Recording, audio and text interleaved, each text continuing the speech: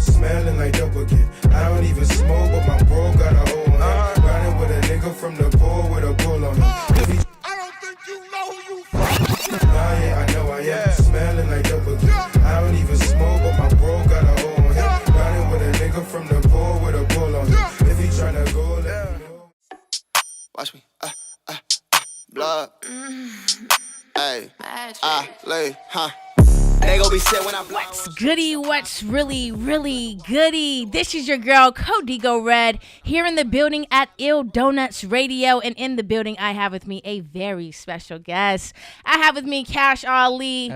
Kinda unexpected. Yeah. But he's here in What's the going building. on? What's goody? How are you? Ali, I'm good. How you doing? I'm good. I'm just happy I finally got a chance to catch up with you. Man, you know? it's been a minute since I met you, and then boom.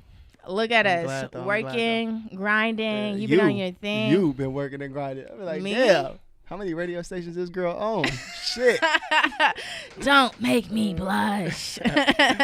No, but other than that, your grind has been stupid. I mean, from the minute I met you, you know, which was last year at a friend's baby shower, and you know, I saw your ambition from the way you spoke. You know, you spoke with a lot of conviction. Yeah. But not only that, it was with you genuinely, you know, like made me want to listen to everything you were saying, you know, and you helped me out, and you didn't even know me, you know, you helped me just straight out the jump, you know, and I really appreciated that. And then I went on to listen to your music and understand more of who you really are, and just to give people more of a perspective of who you are and where you come from. Tell us where you're from. I know you're from LA, but give us more, you know, backstory on, you know, being a foster child and all that stuff and the hardships that came with that. Perfect. Before I start all of that, like when I go into every interview, I just say a quick message before I start the whole thing. So if I could do that, it's okay. Hey, do your thing. Cool. Let us know what's goody. Bet. All right. Black people, stop killing each other. Come into realization of the fact that you are the strongest form of human life in this entire universe. Start building each other up. The system was designed to keep you away from the true knowledge of who you are and what you are truly capable of. Black people, you control the flow of influence. You set the bar for excellence. You are the beginning, and they are working hard to keep you away from making it to the end. As soon as you realize the magnitude of self-love and you steer away from the systematic brainwash of self-hate, you become unstoppable. Black people, when you unlearn what they force you to believe you are, you will take back what was once yours, which is this entire world. So boom. Now we can get into the rest. And you do a speech like that before any interview you do? Any interview that I do. Yeah. And it's different every time? No, I'm saying that same thing from here until I'm dead, every interview. I love that. And, you know, so you're Hispanic, right? Yeah. So what made you really fall in love with the culture of rap and hip hop and, you know, diving into it like that, you know, for someone to start off a radio interview like that, which I thought was spectacular. Thank you. You know, and I think that for our Black people out there, they do need to hear more things like that. But 100%. go into how were you attracted and gravitated to the essence of hip hop and R&B and all that? Really, it's like it's like cliche. Everybody say like, "Oh, this is all I have. This is what taught me." But literally, that's all I could run to. Because, like you said in the beginning, I grew up in foster care, so like my childhood life was just like it just wasn't a good thing. It wasn't positive at all. I had nobody teaching me. You know what I'm saying? So, of course, broken homes, which I'll get into and all that, but hip hop was literally what taught me how to be a man. I don't have a father. My mother was a drug addict, alcoholic, you know what I'm saying? And then in foster care, you don't have anybody taking care of you. You're a job as a child. So it's like, what really do you run to? I didn't have no mentors. I had to go to court every 6 months to check up when I'm ready to get kicked out of foster system. Like, really, who am I going to, you know what I'm saying? Something in me didn't want to run to the streets. Something in me didn't want to die for the streets. So I had nothing, you know what I'm saying? So I would just put my mind and my eyes on Tupac, 50, Chris Brown, Eminem, and I just dove in, and that's all I did. Literally all I did. So it was like I was looking for somebody to raise me. And all these men on TV were doing amazing things. I would watch their interviews, and I would be like, looking at how they grew up. All of them would talk about, you know, the things you need to do to be a man, holding your word accountable, you know what I'm saying, being accountable for your word. I was just like unconsciously searching for guidance, you know what I'm saying? And then the music came along with it.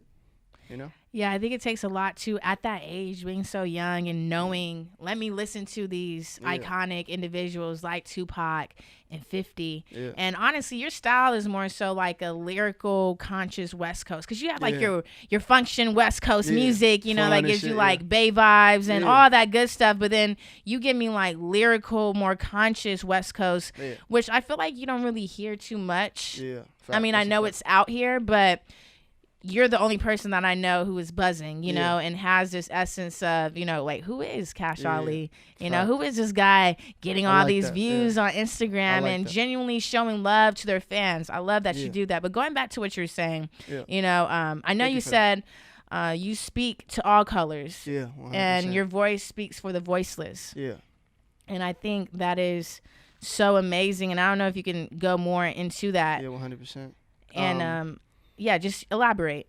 So I don't know. You said I'm Hispanic right off the bat. That's great that you knew that. Everybody else thinks I'm white. You know what I'm saying? So people think I'm white. I talk like I'm black because people who raised me was black. In foster care, it's predominantly Mexicans and black people. You know what I'm saying? All my brothers was black. Went to school, you get in where you fit in. I just got in with the black people, so I fit in there. You know what I'm saying? So it's like I was raised by black people. So I look white, I sound black, and then I'm Mexican. Like, I was growing up thinking I'm Mexican. It's just like where do you stand, sir? You know what I'm saying? Like, the whole school, I was like, when I left my blood mother's house and I went into foster care around 11, like, fear left my heart because I was growing up fearing everything. So when I left, I felt safe. I was like, wow, I can be somebody now. Like, I can rap if I wanted to. I can dance. My mind just blew up, and I blame it on God. Like, my mind just changed instantly. So I started like just doing whatever I wanted to do. I was no longer scared. You know what I'm saying? So it's like I just dove into what I wanted to do best, which was like music and stuff like that. And everybody thought that I was something, like, you know what I'm saying? Like, oh, he's a white boy who thinks he's black. But really, it's like I think I'm Mexican. So when I say like the voice of the voiceless, it's like I really had no direct place of where I should be. You know what I'm saying? There's a lot of people out here that they be in, like, sometimes you see white people hanging out with black people. They don't really, you know what I'm saying? At the end of the day, you're not black. You're not black. You're a white. But if you go to your white people, they're going to look at you like you think you black. It's like you have no place. So growing up, I really had no place. Because at the end of the day, the people who I was looking at as my brothers, they was like, oh, yeah, that's the Mexican homie. You feel me? I'm like, this is my brother. And they like, yeah, that's the Mexican homie. You understand? So it's like, and then if I go talk to the Mexicans, because I thought I was Mexican, which I am not, the Mexicans didn't like me because they're like, you're Mexican and you think you're black. We don't like that. You know what I'm saying? Mm-hmm. I've never known a white person, so I can't really speak on the white people. You know what I'm saying? So it's like, You've just been impacted by the culture. You know what I'm saying? In so many ways. Like, I can't. My voice speaks for, like, who? You know what I'm saying? Like, who's gonna, like, the way that I look at like influence is that person has to be able to put themselves in your shoes. You dig what I'm saying? So it's like, a black person sometimes can't put themselves in my shoes because I'm not the skin color. I don't go through what you go through. You did? So it's like the white people, they can't do that either because actually I'm not white. The Mexicans, they can't do that because I'm not Mexican. So who the fuck is, you know what I'm saying? So that's what I mean. Can I cuss on here? Yeah, do your thing. My bad. Of course. So yeah, it's like who can really relate to me? You know what I'm saying? Yeah, and what I love about what you're really saying is that it's not, I mean, culture, of course, is beautiful, and it has a lot to do with how people express themselves. Yeah. But essentially, you're saying, you know, I'm a human, I'm a person, 100%. And yes, I have been impacted by this culture, but I'm not trying to be impacted by, like, not impacted, but part of this culture. I'm not running around here saying I'm black. Yeah, you're not running around here saying, hey, look at my brother. No, sir.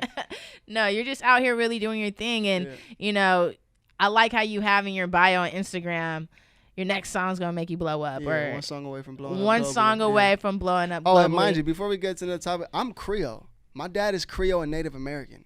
I'm half Native American. My father's Creole. Anybody else who figured that out, who looks like me and comes from where I'm from, would post it everywhere that I am black, because technically my dad is half black. Creoles are black. Yeah. But I am not black. Because there's different types of Creole. There's a different type of Creole on top of that. But what I think there's something more of being black. It's about looking black and actually being black. You're treated differently. I didn't get treated like a black man growing up in my life. So how the fuck can I say I'm black? You know what I'm saying? I'm not getting pulled over. You getting pulled over. You know what I'm saying? So what I'm running around saying that because I got 8% sub-Saharan African in me? I No, mean, yeah, sir. You know what I'm yeah. saying? But I can't do that. I don't feel comfortable, and I don't think it's right for other people to do that. You know what I'm saying? No matter what culture brought you up, you are not that person because you don't know what it's like to be. My brothers are black. My brothers who I grew up with, I live with my brother. He's a black man, and I see how the world treats him differently. You know what I'm saying? They don't treat me that way. So, you know what I'm saying? Yeah, and I understand what you're saying, and I think that it's still okay to own that, you know, that blackness in you, even though you may not get treated like the stereotype or whatever, you know. I still think that, you know, you still, you know, reflecting who you are and how it impacts you is just enough, you know. So let's go more on though about you and you as just not just being a rapper, but I mean, we've known you in the past to be on YouTube, you know, doing your things with Kelly Sweets. But you know, we don't have to dig too deep into that, but I think it's funny though too how, you know, people will often try to knock you down, and I don't know how you keep up with people trying to always come at you, come for your head, leaving comments in your under your pictures. Well, thank God that shit died down now. But like, man, it took a long time. It took about like a cold 8 to 9 months of just like rebranding and like getting away from that whole industry. You know what I'm saying? It's like, it's just like it was a hard situation to get away from, because that what happened through all of that was not the plan. You know what I'm saying? None of that shit was the plan. It failed. So. Well, you know, too, people are always not going to like something you're doing. Facts. You know, no one's going to just like everything that you're doing. So people are always going to try to, you know, knock you down, of course, and you know that better than anyone else. And I don't care about I appreciate and I love the aspect of everything that has to do with the industry that I'm in, which is music. I understand that you know, rest in peace, Pop Smoke, being a star, you can't always let people know where you are, and you have the you have a bigger opportunity of dying. I understand that, and I love it. I understand where I'm going, so I don't care about people commenting under my stuff. I cared. The reason why I was upset is because I didn't like what I looked like. You know what I'm saying? So when I was saying that, it's like, damn, bro, like I don't like how this looks. You know, I had to rebrand. It like hurt. That whole YouTube shit hurt me more than it helped me. You know what I'm saying? Yes, I grew some fan base and some followers. They left because they wanted me for YouTube. I don't do YouTube. That's not what I'm about. I was trying to finesse for some money. You know what I'm saying? Both of us was. So it's like, you know, I was more upset.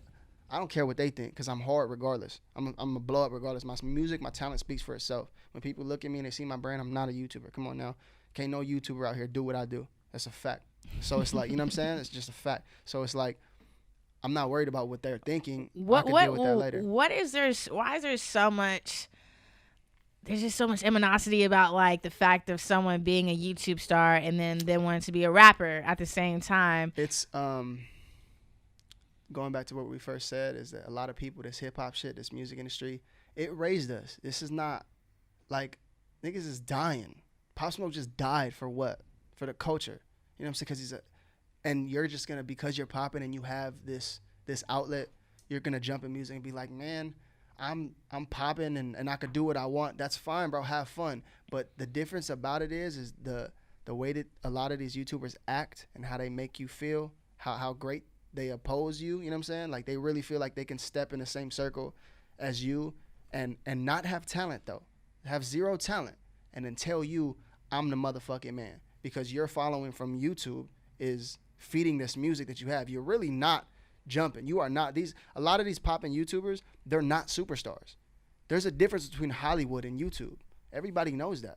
You know what I'm saying? Nobody's checking for y'all like that. The YouTube world is, and don't get me wrong, I'm not knocking none of the YouTubers. It's just a different lane.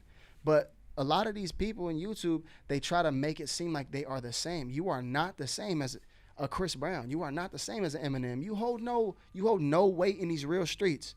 You hold cameras in your face, and you record your whole life, which is great. So don't act like you can step in the same circle and demand what these people are dying for. Do you feel like a YouTube star and an Instagram star are kind of along the same lines? Just social media wise, yeah.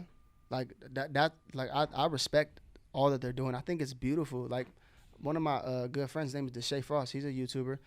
He's a rapper too. You were just in the studio with him not too long ago. I helped him write music. I did a lot of shit for him. You know what I'm saying? It's like he asked me for all the knowledge about YouTube. Like, for music, I taught him what split sheets was. I taught him how to sell his music. You know, I talked to him deeply about music. So therefore, no one can tell me like, oh, you're hating because we're YouTubers and we're more popping than you. It's not about that. But Deshae has a bigger mind for it. He's not thinking. He knows that he has to work his ass off to be in this music world. He knows about his brand being YouTube, and then it's gonna be hard to get out that box. A lot of these YouTubers, they don't even think they're in a box. They think that they can just pull up.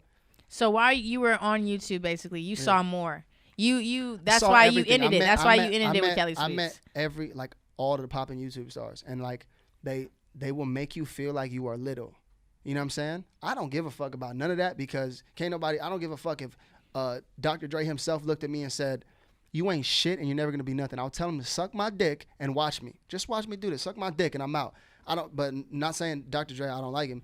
That's the motherfucker. I love to you, Dr. Dre. I'm just saying, like, in general, I don't care who it is. You're not going to faze me with how you feel about yourself. I'm glad you're confident. But the thing about a lot of these people that I met in the YouTube world, they just feel like they are on top of the world because they're doing nothing and they're getting hundreds of thousands of dollars every month. And money makes you feel different. You know what I'm saying? I've touched money before and it made me feel a little different. Thank God I got a good relationship with God. He told me to sit down. But it's just like, I understand that situation. These people, they feel invincible. You know what I'm saying? They feel invincible and they try to impose that on other people, making videographers, making editors, making artists like myself. I had 0 followers. Feel like I'm little. But in reality, bro, if you put on a mic, I'm going to smoke you. If you put on some music, I dance.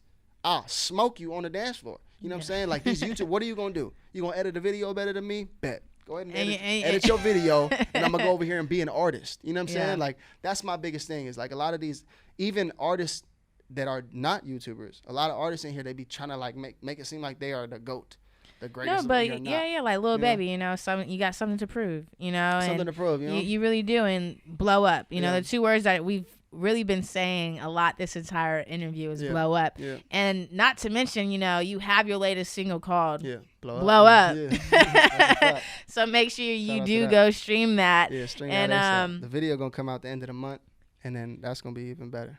Yes, and speaking on those, you know, videos, what song do you feel like really indicates the growth that you have had since the beginning when you started music versus you now? Damn. When I first started music, I was weak as fuck. I can't even front. I was ass. Like it was bad. I'll never show anybody that first shit that I did ever. But just coming from that, are you saying like what song? Yeah, what song do you feel like? What song, what music video do you feel like, or any type of expression that you've done, do you feel like, but more so a song that you have made that really represents the growth that you have had as an artist? 100%. My last single and video is called I've Been, and I feel like that is like the perfect representation for what you just asked because it's like I was low-key singing on it.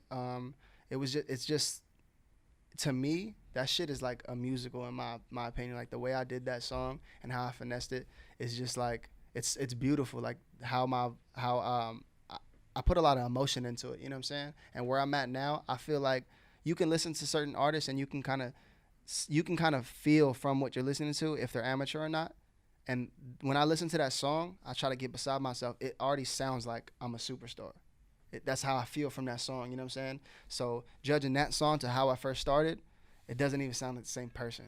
You know what I'm saying? To me, it's just like, damn, this actually sounds like somebody who has Grammys and shit. You know what I'm saying? Because that song to me is just like so well put together. Like the amount of effort I put into it. Like while I was recording that song, I lost my voice. Like it was gone. But I had to keep finishing it. And as I finished it, me losing my voice sounded like I was crying. And the lyrics and depth of that song was deep. So I was like, that shit is perfect. So it was like divine direction that made the whole shit, you know, into that. What I like about what you really said is I like the fact that you said that you're a superstar. Yeah. You know? And I think that most people, you know, of course, you should believe you are a superstar. Yeah. But your delivery, you know, delivery is everything when it comes to music. Yeah. You know, most artists nowadays, which is cool, you know, we have more so about, we're like in this vibe right now of like laid back, you know, coming from the trenches, you know, this is what I've been through, but we haven't really got a chance to get to that consciousness of you speaking on political issues and social issues, you know, that's showing how much you have been impacted by Tupac in the 50s. Impacted by life. Impacted by life. Yeah. And that song specifically, I Been, my favorite song from you, off top. And I totally agree with you. I've watched most of your videos. I think you have like 16 videos on YouTube right now. Like that, You have a couple songs on iTunes. You have your album Effort, you know, and your singles, right? Shout out to Effort. That's my shit. Effort, but also seeing the effort and the growth that you have had since that last album, Effort. You know, and I feel like you said, I Been was really a musical. Yeah, that's how and I feel like just the way you did I Been was really just gave people a new perspective of who is this, you know, kind of unexpected Cash Ali, you know, and super vulnerable on that shit. Super vulnerable, and you're vulnerable in your other songs, but the vulnerability you had in this song it showed more sensitivity. It was deeper. It was much deeper. I'm glad you saw that. Yes, for sure. And I mean, from the moment you had me, you know, from instantly, I watched the video about 3 to 4 times. I actually cried the first time. Yeah. Everybody kept saying that. That shit was making me feel so good. I was like, damn, I'm hitting these people. You know what I'm saying? That's perfect. This is the difference. I hate to go back onto this YouTube shit. By you just saying that, that's my dream come true. You'll tell this to some of these anybody who's not really into music, and it's like, thanks, baby. They don't care. You know what I'm saying? They're just having fun. Get out of here, bro. This is a culture. This is a lifestyle that we want to die doing. I want to die doing this shit. I'll die doing this shit. That's on God. I'll die for this shit. So it's like, you know, but back to the regular shit. What you just said is like, that's just all I want to do. You know what I'm saying? That's all I want to do. That's what saved me.